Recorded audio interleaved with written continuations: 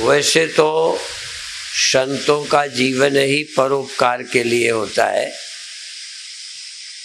पर संत की दृष्टि परोपकार में भी अलग अलग विषयों की दृष्टि से रहती है। परमात्मा का ज्ञान विज्ञान भी परोपकार है, पर जहाँ पर हम रहते हैं इस जगह का ठीक होना, सुरक्षित होना, ये भी परोपकार है। तो पूज्य स्वामी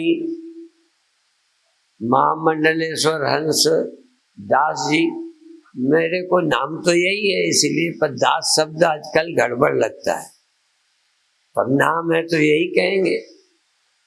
तो देश का, समाज का मार्गदर्शन करते हैं, जिसके लिए मैं बहुत हृदय से प्रसन्नता अनुभव करता हूँ, क्योंकि समाज को मार्गदर्शन की बड़ी आवश्यकता है। हमें अपने भविष्य और देश के लिए भी ख्याल रखना चाहिए। तो अभी वो 2 दिन से बैठक में थे, मैं तो सिर्फ एक मीटिंग में गया और वो सम्मेलन के ही कारण जा भी पाया और सम्मेलन के कारण ही नहीं भी जा पाया। कई मीटिंगों में नहीं गया सम्मेलन के कारण, और एक मीटिंग में भी गया क्योंकि यहीं आया था। सूचनाएं देर में मिलती हैं, तब तक मैं प्रोग्राम बना लेता हूँ, फिर आने में बड़ी कठिनाई होती है। मेरा शुरू से स्वभाव बना है कि जिसको टाइम दूं उसका काटना नहीं पड़े। निजी कार्यक्रम होता है तो काट देता हूँ। अभी अभी स्वामी जी ने एक दिन, ये कनाडा से आते फोन किया, कहने लगे दिल्ली में एक बैठक में आना है। मैंने कहा मैंने सिजई में एक आश्रम के लिए कार्यक्रम का टाइम दिया हुआ है। कहने लगे खजुराहो पास है, चाहे जहाज से आओ और मीटिंग करके जहाज से लौट जाओ, पर आना है। तो मैं आया। ऐसे ही अभी इस साल नांदेड़ साहब में गुरु गोविंद सिंह महाराज जी ने जो गुरु ग्रंथ साहब जी को गुरु गादी दी है, उसका 300 साल हो रहे हैं। उसके उपलक्ष्य में मेरा कई सालों से जन्मदिन लोग मनाते हैं। बहुत दिन तक तो जन्मदिन लोगों को मालूम ही नहीं था, मुझे तो मालूम था। कई लोगों को अपना जन्मदिन भी नहीं मालूम होता, पहले लोगों को नहीं मालूम होता था।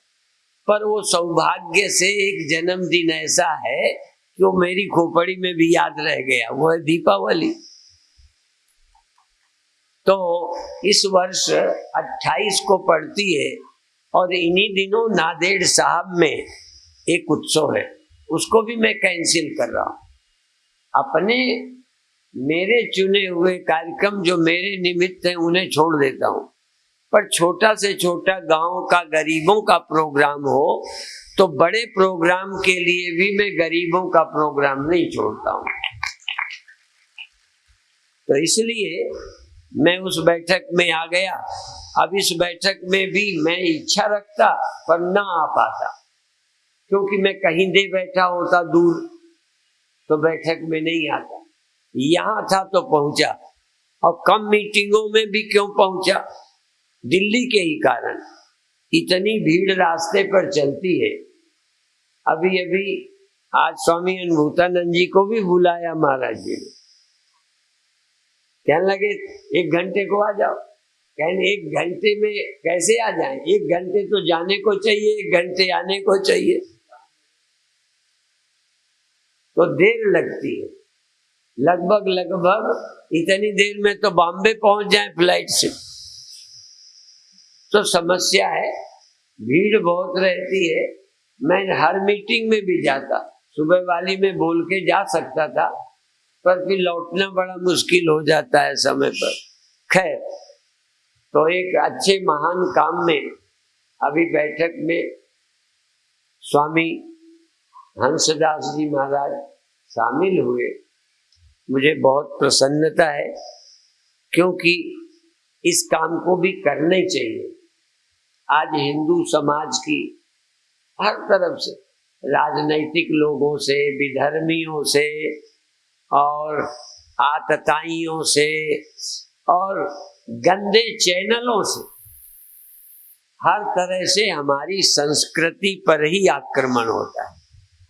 हमारे बच्चे और हम थोड़ी खराब हो गए, ऐसे ही तो पहले जन्मते थे, ऐसे ही जवान होते थे, ऐसे ही रहते थे। पर आज देखने को गलत मिलता, सुनने को गलत मिलता, पढ़ने को गलत मिलता, प्रचार गलत होता है तो उधर बह जाते। पहले तो इंद्रियां स्वयं ही संसार की ओर ही ले जाती है, रोकने पर भी ले जाती है, और कोई उधर कोई और ले जाने वाला मिल जाए तो आप लोग महान हो, पर कई की संस्कृतियां उधर ही ले जाने वाली है। इसलिए ये फिर सुन लो, पतन होगा तो हिंदू का ही होगा, पतन हो रहा है तो हिंदू का ही हो रहा है। जिनकी कोई संस्कृति ही नहीं है, जिनकी कोई संस्कृति सभ्यता ऐसी है ही नहीं, उनका क्या पतन होगा। अब बताओ, जहां शादी की तक जरूरत नहीं है जिस देश में, क्या होगा पतन। अब जानवर शादी नहीं करते, संतान पैदा होती, अब जानवर इससे ज्यादा क्या गिरेगा। और जो जानवर के ही स्तर पर जी रहे हैं उनका पतन क्या होगा। जहां सती थी, यति थे, योगी थे, ध्यानी थे, मृत्यु को भी जो वरण करते थे, हड्डियां दे देते थे, अपने आगे का भोजन दूसरे को दे देते थे, जो परोपकार के लिए अपना मांस काट कर दे देते थे। तो यदि विलासिता आएगी तो यही कम पड़ेगा भारत में। इसलिए भारत में उस त्याग तप का संस्कार बना रहे, उसके लिए सराहनीय कार्य जो कर सकते हैं करना चाहिए। हम भी बहुत करते रहे, अभी भी हम जहां जरूरत पड़ती है जाएंगे, जाते हैं, जाते रहेंगे। हमारे गुरुदेव जब बहुत वृद्ध हो गए, लोगों ने भी कहा कि बहुत कर लिया, अब तो एक जगह बैठो। सचमुच चलने में कठिनाई होने लगी, क्योंकि ये भी मैं बता दूं, अपने गुरुदेव की 100 वर्ष से ज्यादा उम्र थी, लेकिन हमने उनको बूढ़ा 2 वर्ष देखा बस। वो 100 वर्ष में भी बूढ़े नहीं थे, हम तो इतने में ही बूढ़े हो गए। बूढ़े का अर्थ चलने में, काम करने में, मेहनत में कहीं नहीं। और वो तो ऐसे बोलते थे कि कहते थे लाउड स्पीकर के बिना हम बोल सकते, अब हम बिना लाउड स्पीकर के नहीं बोल सकते। बड़ी बड़ी सभाएं बिना लाउड स्पीकर के करते थे, खड़े हो जाते थे, और कभी कभी दिन भर बिना खाए बोलते रहते थे। और कभी कभी बड़े तगड़े लोगों को यदि तर्क कर दे तो हाथ पकड़कर खड़े खड़े समझाने लगते थे। वो बेचारा थक जाता था, गुरुदेव नहीं थकते थे। और भरी सभा में कई लोगों को कहते, तुम मेरा हाथ पकड़ो, मैं अभी छुड़ाता हूं, अब मैं पकड़ू तुम छुड़ाओ, ऐसे कहते। और ये कहते थे वीर बनो, धीर बनो। लोगों को जब दीक्षा देते थे तो ये भी कहते थे दंड लगाओ, बैठक लगाओ। उस जमाने में गुरुदेव ने दंड ही बैठक लगाई थी, तो उनको यही अभ्यास था। और एक बड़े सिद्ध महात्मा थे, गुरुदेव से वो सुनते थे, वो कायाकल्प करते थे। तो गुरुदेव से बोले, गुरुदेव को कहते थे पहलवान। गुरुदेव अपनी उम्र में पहलवान थे, हमारे कई गुरु भाई भी पहलवान रहे। तो उम्र का तो प्रभाव पड़ता ही है। तो गुरुदेव कहते थे दंड लगाओ, बैठक लगाओ, ऐसा करो, स्त्रियों को भी समझाते थे। हाँ, पर समय और शरीर का प्रभाव, समय शरीर को प्रभावित करता है। मेरे गुरु भाई भी पहले कुश्ती लड़ते थे, बहुत अच्छे थे, साधु बन गए। अब वो हो गए 80 वर्ष के, पर देखने में बड़े अच्छे। मैं जंगल में गया, खेलते खेलते घूमते घूमते एक पेड़ की डाल पकड़ी चिटक के, और ऊपर नीचे ऐसे, जमीन पे पैर नहीं रखा, ऊपर ऐसे करता रहा। 10 बार किया लटक के। तो स्वामी जी कहते हैं बस। स्वामी जी माने मेरे गुरु भाई कहते हैं बस। तो मैंने भी कह दिया आप कितना करोगे? कहना आपसे तो ज्यादा ही करूंगा। 80 वर्ष के थे। अब देखो इसमें सच्चाई क्या है, झूठ थोड़ी बोले वो। कहने लगे आपसे तो ज्यादा ही करूंगा, पर ये सच है कि वो लटक तो गए और ऐसे ऐसे करते रहे, एको बार ऊपर नहीं जा पाए। अभिप्राय बुढ़ापा क्या है और बुढ़ापा क्या नहीं है, अर्थात उनके मन की उमंग, उनका उत्साह 80 वर्ष में भी ऐसा था कि हम आपसे ज्यादा करेंगे, लेकिन शरीर में उतनी क्षमता नहीं थी, पर मन में उतनी ही उमंग थी जितनी एक जवान को होनी चाहिए। कई बार हम जवानों को देखते हैं, उत्साह नहीं। बुढ़ापा क्या है? उत्साह न रहना बहुत बड़ा बुढ़ापा। जीवन में उत्साह रहना चाहिए, उमंग रहनी चाहिए, मस्ती रहनी चाहिए। अब घर में धन रखा है, सब कुछ रखा है, रो रहे हो, गिड़गिड़ा रहे हो, क्या धनी? जवान होके भी हम कहेंगे जरा पानी ले आओ, जिसको कहा वो कहते है तू ले आ, वो कहते है तू ले आ। सब बूढ़े बैठे। और हनुमान जी हुए तो कहा किसी को जाए, हनुमान उचक के चले जाए। हम लोगों को काम करने में उत्साह नहीं रहा। और मैं बताऊं, सारे दुखों से मुक्त होने का उपाय है कुछ बनने के लिए नहीं, कामना से नहीं, पर आप में अखंड कर्म की क्षमता चाहिए कि आप हमेशा जुटे रहो, आपके दुख चले जाएंगे। पर जब आप अपनी कामना की पूर्ति के काम करते हो तो कभी सुख मालूम पड़ेगा, कभी दुख मालूम पड़ेगा। कर्म तो करना चाहिए, पर बहुत वासना और फल के लिए नहीं करना चाहिए।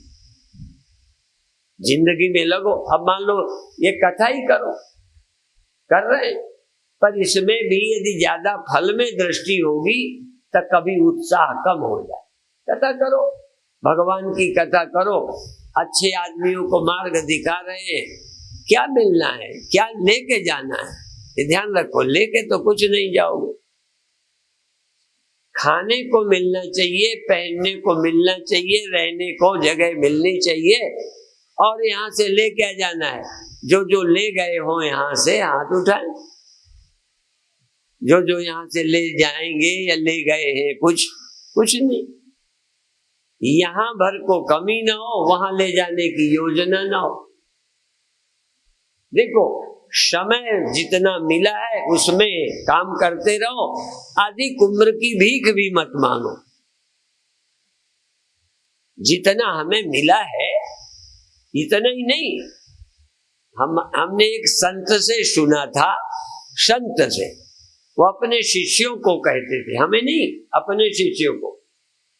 क्या पहली बात तो तुम ये कथा के चक्कर में ना पड़ो, संत ने कहा अपने चेले। और दूसरा कहा यदि कथा करना ही है तो 3 बातें हमारी मान लो कि कथा में जाओ, जब समय मिले, जितना समय मिले उतना बोल दो। रो नहीं कि इतनी देर में तो हमारा गला ही गर्म नहीं होता, इतने देर में क्या बनेगा। फिर दूसरी बात उन्होंने अपने शिष्य को कही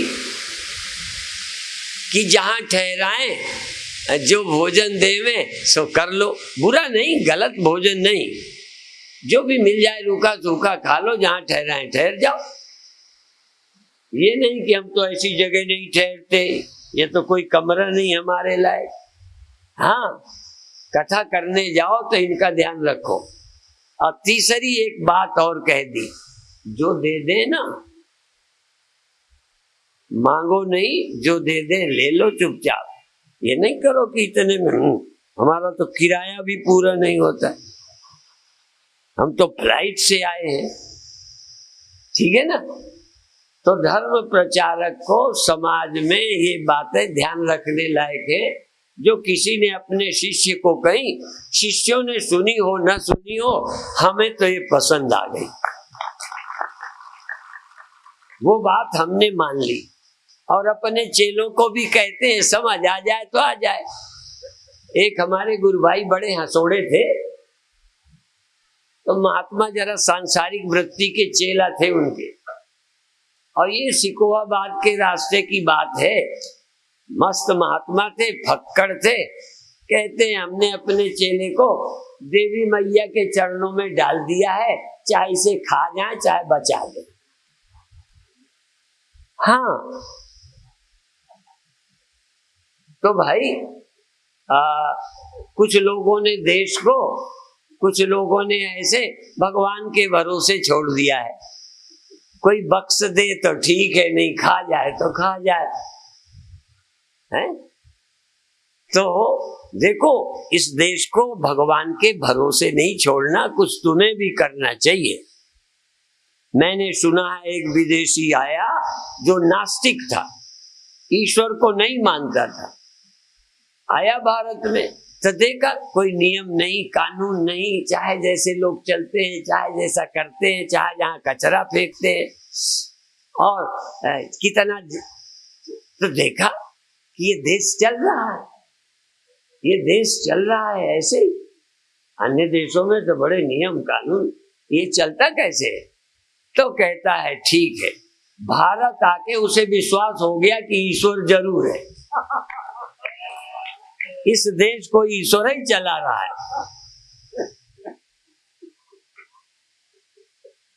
सचमुच ये देश ईश्वरवादी है, प्रारब्धवादी है, उसी के भरोसे बैठा है।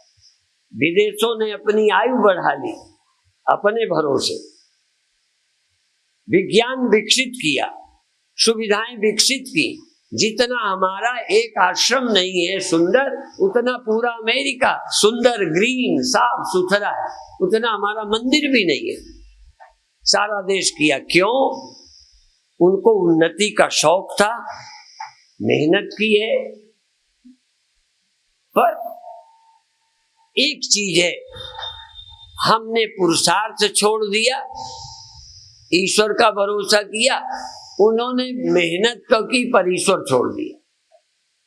उसका परिणाम उधर भी धीरे धीरे आ रहा है कि और तो सब कुछ है पर शांति चली गई, और सुख कुछ है पर भीतर का आनंद चला गया। मैं झूठ नहीं बोलता, एक सभा में मैंने प्रवचन किया, सब विदेशी थे, ट्रांसलेशन करना पड़ता, तो मैंने भरी सभा में कहा कि भारत के लोग नरक में रहते हैं, अमेरिका के लोग स्वर्ग में रहते हैं। तो अमेरिकन को जब ट्रांसलेशन किया तो बड़े खुश हुए। पर मैंने आगे भी कहा, बंद तो किया नहीं, फिर आगे कहा, भारत के लोग नरक में इसलिए रहते हैं कि उन्हें जगह, व्यक्ति, अवस्था बदलने की इजाजत नहीं है। यहाँ के लोगों को आजादी है, भारत को आजादी नहीं। विदेशों को आजादी है, इसलिए नरक में नहीं रहते, स्वर्ग में रहते। और जरा नरक हो तो जगह छोड़ देंगे, व्यक्ति छोड़ देंगे। जैसे पत्नी जब नरक लगने लगी तो पत्नी छोड़ दी, दूसरी कर ली।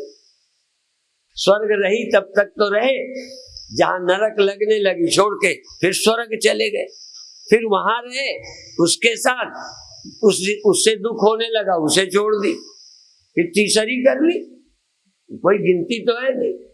और तीसरी कर ली, जब वो नरक लगने लगी वो छोड़ दी, मैंने कहा तुम सदा स्वर्ग में रहते हो, नरक तुम्हें बर्दाश्त नहीं।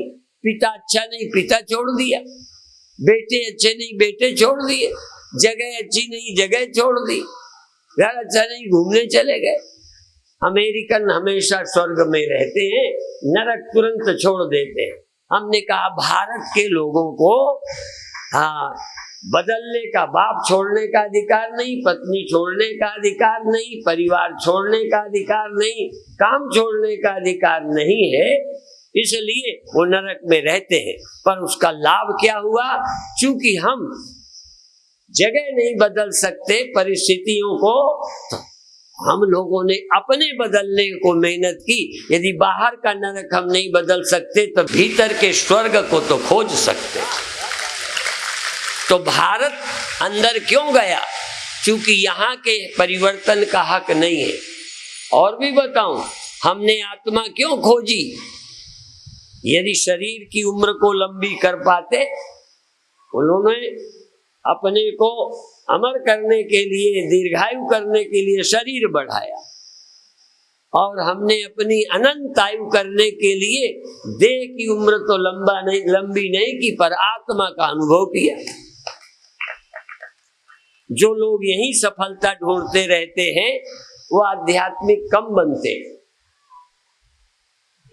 यदि इसी की टिप टाप में लगे रहे, यही सब कुछ हो जाएगा, तो आत्मा की जरूरत क्या है? यदि यहां सब कुछ ठीक होता 100%, तो ब्रह्म की क्या जरूरत? यहां सब कुछ ठीक नहीं हो पाया, नहीं हो सकता, पर विदेशों ने खोज की। हमारे यहां भी शरीर के अमर होने का प्रयास किया लोगों ने, वरदान मांगे, पर असफल हो गए। समझदारों ने पहले ही समझा कि शरीर अमर हो नहीं सकता, इसलिए अमृत की खोज करनी चाहिए। अमृत बाहर से पाने की कोशिश नहीं, जो बाहर से अमृत और सुख के पाने की कोशिश की, उनका विकास हुआ। विकास। और जिन्होंने बाहर से कुछ नहीं मिलेगा, उन्होंने विकास कम किया, खोज की, अंदर आत्मा का अनुसंधान किया। इसलिए आप भी देखें क्या करना है, शांति कहाँ है, पर हम चाहते हैं संतुलन। ईशावास्योपनिषद में विद्या और अविद्या, कर्म और ज्ञान, इनके समन्वय की भी बात कही।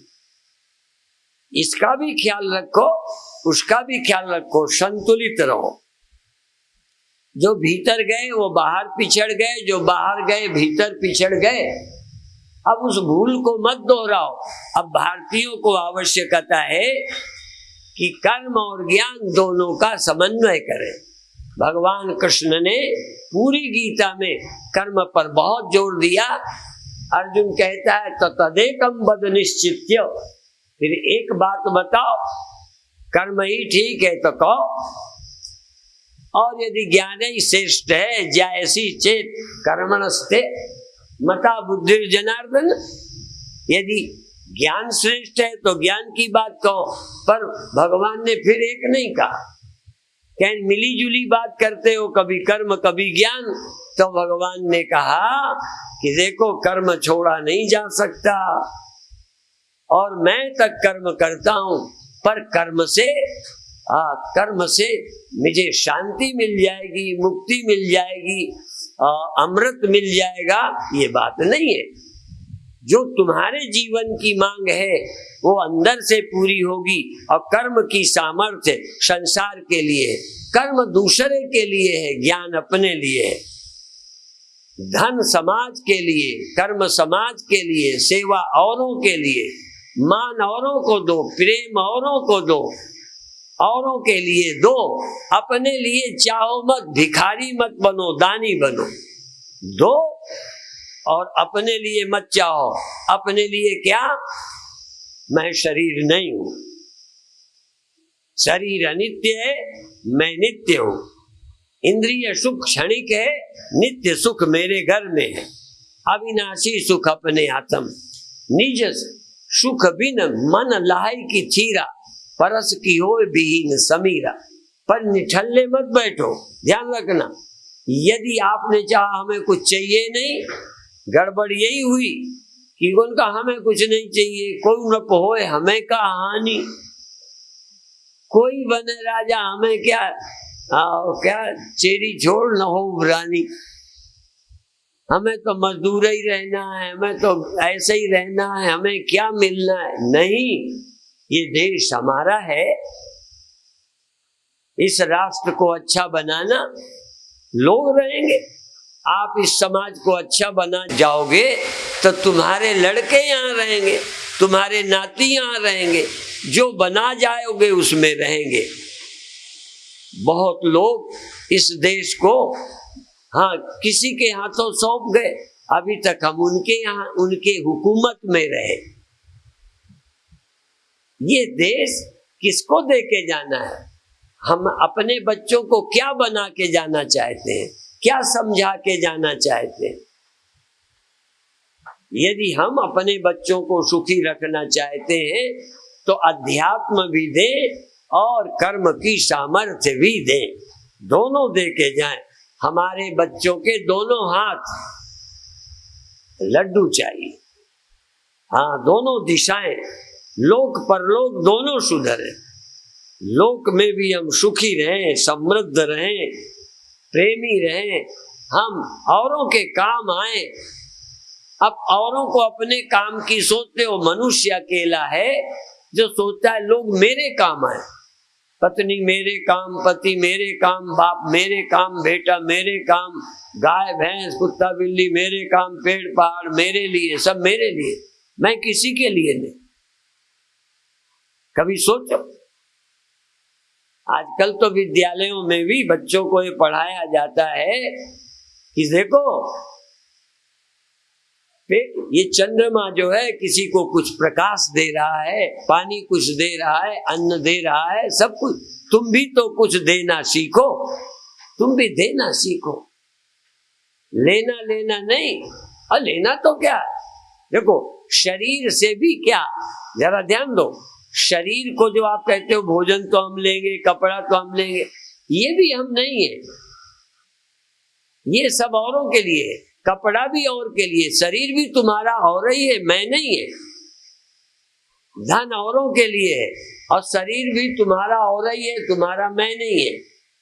शरीर संसार के लिए और सब कुछ शरीर के लिए, तुम्हारे लिए नहीं, तुम्हारे लिए सिर्फ परमात्मा है। ध्यान रखें, तुम्हारे काम क्या आएगा, देह आएगा क्या, देह औरों के काम आएगा, और कपड़ा किसके, देह के लिए। यदि देह संसार के लिए है तो सामान भी सारा संसार के देह के लिए। बस मैं नहीं कहता देह का ख्याल नहीं करो, पर देह तुम्हें अमृत देगा, देह से अमृत तो मिलेगा, देह से सुख मिल जाएगा, देह तो मौत दे देगा। इसीलिए एक बात कहीं से भी जोड़ लो, इसको जीवन में लाओ।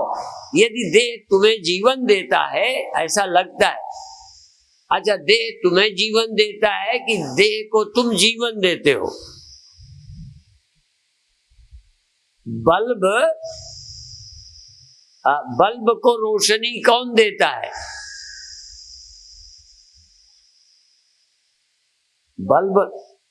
बल्ब में रोशनी कहां से आती है? अब यदि रोशनी को ये भ्रम हो जाए कि बल्ब मुझे रोशनी देता है,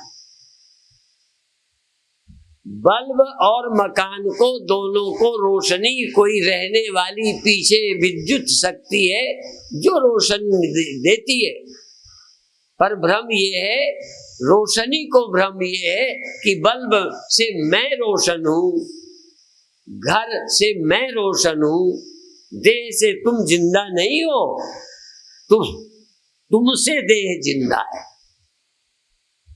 और तुम निकलोगे देह लाश हो जाएगी, तुम लाश हो जाओगे नहीं।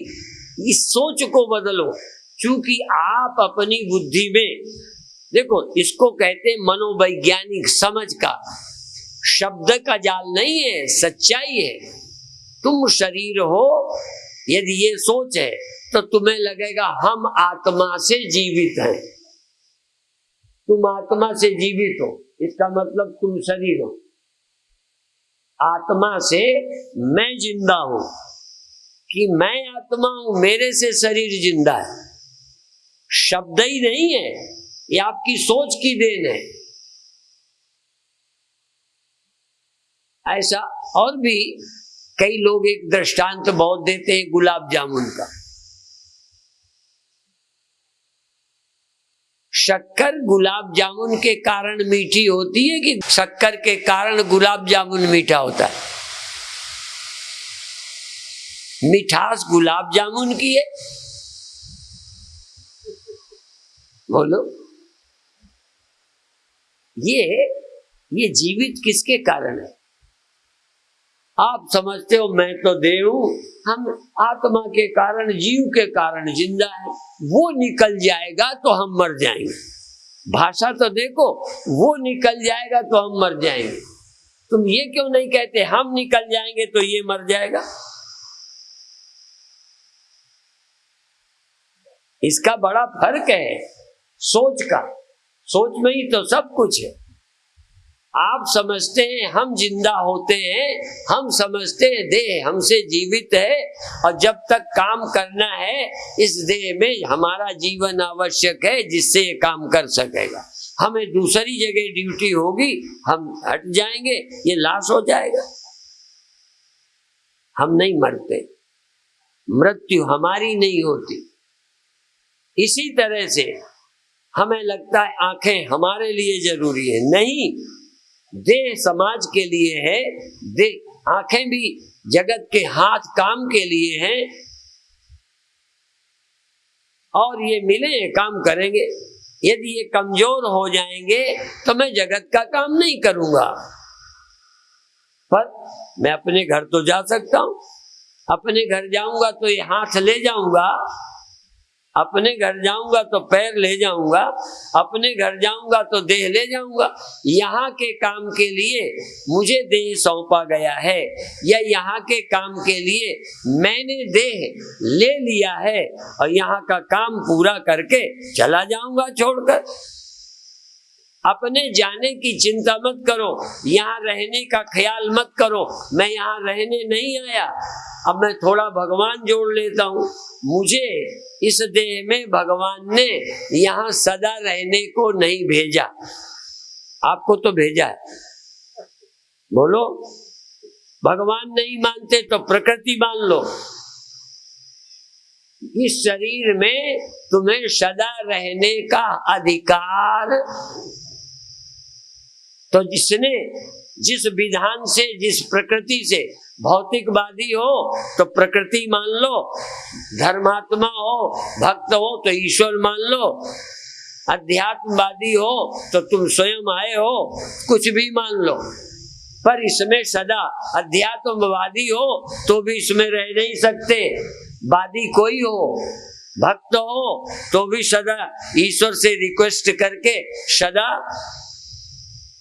और प्रकृतिवादी हो तो भी तुम इसमें कह दो हम ईश्वर नहीं मानते, न मानो, पर तुम इसमें रह के दिखा दो तो मैं तुम्हारा चेला बनूंगा। तुम्हारी चलेगी नहीं। बहरहाल इसमें तुम्हें सदा रहने का अधिकार नहीं है, और यदि इसको तुम अपने लिए मान लोगे तो जाने में रोगे। इसलिए स्वीकार करो कि मैं यहाँ रहने नहीं आया, किसी ने हमें काम सौंपा है, काम करके वापस जाएंगे। दिन में जाते हो किसी फैक्ट्री में काम करके घर वापस आ जाते। इस देह में भी कुछ वर्षों के काम के लिए भेजे गए हो। तुम ईश्वर मानते हो नहीं मानते हो, किसको मानते हो तुम जानो, पर जो ईश्वर को नहीं मानते वो दादागिरी के बल पर इसमें सदा रहेंगे ना, राजे महाराजे रहेंगे ना। तो ये इतना सत्य है, इतना सच्चाई है कि इसको एक भी आज तक वैज्ञानिक भी इंकार नहीं कर सका।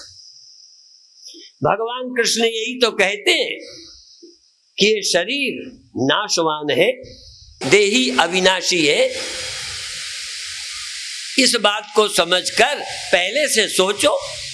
गाड़ी में जब बैठो तभी सोचो कि वहां उतरना है।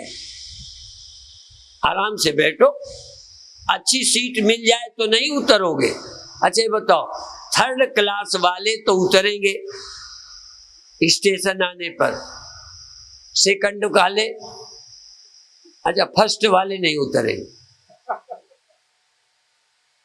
तो जो ज्यादा सुविधा की जगह रह रहे हैं, जिनके घर में सुविधा है, जो दे हाँ बढ़िया धनियों का है, वो तो नहीं छोड़ेंगे।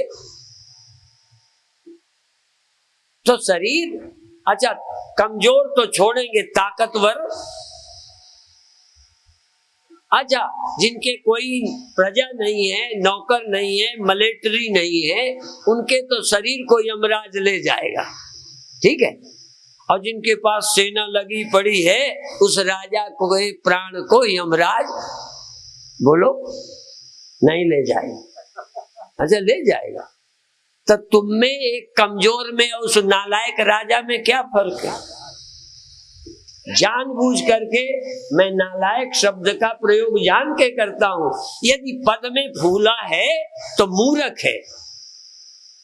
तेरे पद और शक्ति सामर्थ्य की कीमत संसार के लोगों में होगी, परमात्मा के विधान में तेरी इज्जत एक कुत्ते से ज्यादा नहीं है। क्या समझता है अपने को? इसलिए छोड़ने की तैयारी रख, निष्काम होके काम कर, सेवा भावना से काम कर, अनासक्त होकर काम कर, छोड़ के जाने की तैयारी रख कर इसमें बैठ। 5 साल के बाद चुनाव होगा, ये समझ के काम कर। ये तेरे दादा की जगह नहीं है कि तू बैठा ही रहेगा, ठीक है। इस तरह से यहाँ पर जहां पर जो बिठाया गया है, रहने के लिए नहीं, कुछ काम के लिए बिठाया गया है। जो जिस जगह है, कोई सांसद है, विधायक है, मुख्यमंत्री है, प्रधानमंत्री है, राष्ट्रपति है, अच्छा है पति है, नहीं अब पति तो हो ही, अब पति है चाहे पत्नी है, सदा तुम न पत्नी हो, सदा न कोई पति है। एक जगह एक महात्मा प्रेमानंद थे, वो आके सभा में बोले, सन्यासी थे, जवानी में बन गए, कहने लगे मुझे पति बनने का तो कभी अवसर मिला ही नहीं, पर फला जगह के लोगों ने मुझे सभापति बना दिया। इसीलिए कई लोग तो अभी ये भी कहते हैं कि राष्ट्रपति शब्द गलत है, राष्ट्रपति नहीं बोलना चाहिए, कोई राष्ट्र उनकी पत्नी थोड़ा है। राष्ट्राध्यक्ष बोलो, राष्ट्र के अध्यक्ष हो, पतिवती नहीं। पति तो एक ही है जिसकी ये पृथ्वी, हाँ जिसकी पृथ्वी, विष्णु पत्नी नमस्तुभ्यम। आए विष्णु पत्नी पृथ्वी, तुझे प्रणाम है, तू उसकी पत्नी है, किसी इस देश के किसी व्यक्ति की तू पत्नी नहीं है। अब फिर चलो पतियों को तो तुम बोल दो राष्ट्रपति, अब पत्नी आ गई, अब क्या करोगे? अब पत्नी ही राष्ट्रपति बन गई, क्या मामला हो गया? ये तो अमेरिका वाला मामला हो गया, फीमेल फीमेल विवाह होने लग गया, मेल मेल फीमेल फीमेल है, ये क्या है? अच्छा खैर, यही मान लो कि हम कोई, जैसे रामलीला में एक लड़का पत्नी बनता है सीता, और एक लड़का रामपति बनता है, और दोनों लड़के ही लड़के हैं, वो तो बनना फर्जी है। ऐसे ही तुम पति पुति फर्जी हो, पत्नी पति फर्जी हो, आत्मा ही असली हो। इस सत्य को समझकर बन जाओ, जो बनना है बने रहो, खेलो। रामलीला में बनते हो, ऐसे ये भी सारी राम की लीला ही लीला है, और कुछ है ही नहीं। लीला करो, बनो, खेलो, और खेल उतारो, ड्रेस उतारो, जाओ। अच्छा ड्रेस उतारे बिना जा सकते हो मंच से? जाने न दिया जाएगा। वहां तो कई बार रामलीला वालों को लोग रामलीला के बाद अपने घर चरण डलवाते हैं, आरती पूजा करते हैं।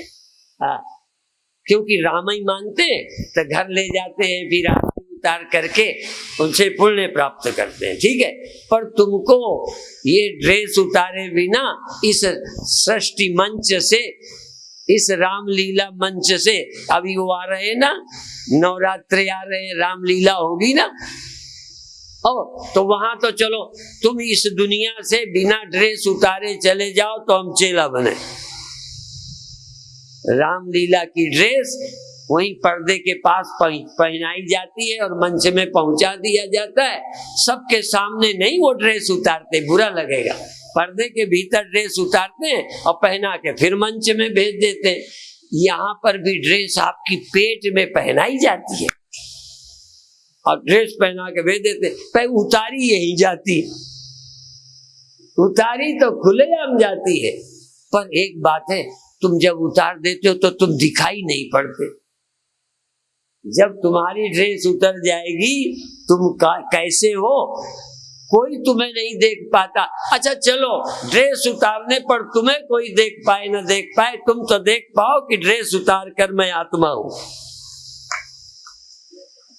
जो इस ड्रेस को उतार कर रहना सीख जाता है, इसी का नाम योगाभ्यास है, इसी का नाम ध्यान है, इसी का नाम चिंतन है कि देह में रहकर तुम देह मत बनो, देह का उपयोग करो। ड्रेस पहनकर रंगमंच में वही बोलो, वैसे ही काम करो। जो तुम्हें ड्रेस मिली है काम खूब करो, लेकिन तुम ये हो मानो मत, नहीं तो रोगे। और जो तुम्हारे, अब रामलीला में राम को एक लड़के को पत्नी बनाया जाता है ना। अब रामलीला के बाद भी उसको कहे तुम मेरी सीता हो, बोलो बाद में भी वो सीता है क्या? तो ड्रेस उतारने के बाद कौन स्त्री कौन पुरुष? और भी बताऊं, सूक्ष्म उपाधि तुम नहीं उतार पाते। एक ड्रेस उतारते हो, एक तब भी पहने चले जाते हो जिसका नाम है सूक्ष्म उपाधि। यदि सूक्ष्म उपाधि उतार दो तो कौन जीव है और कौन ईश्वर है? असल में सूक्ष्म उपाधि उतारते तुम देह भाव से ही नहीं, जीव भाव से मुक्त हो जाओगे, ब्रह्म भाव को प्राप्त होगे। और ब्रह्म भाव प्राप्त रह करके भी सूक्ष्म और स्थूल उपाधि में रह के काम कर सकते हो। भगवान कृष्ण सभी उपाधियां धारण कर लेते हैं पर भगवान बने रहते हैं। तुम भी इन शरीर उपाधियों को धारण करके जिनके साथ रह रहे हो, ये रामलीला और मंच के तुम्हारे पार्ट के साथ देने वाले, इनके साथ रहो, खेलो। ज्यादा सच्चा मत मानो कि ये पत्नी है, ये पति है, ये अधिकारों की ज्यादा लड़ाई लड़ोई मत करो। ये रंगमंच है, खेलने आए हो, काहे को मरे जा रहे हो इसको। तुम भीतर से आत्मा रहो, ब्रह्म रहो, चैतन्य रहो, शरीर पहन के काम करते रहो। आज समय ज्यादा नहीं लिया, पर कल यदि 4 बजे नहीं आए तो फिर 7 बजे कल छोड़ेंगे। आज इतना ही कहकर समाप्त करते हैं।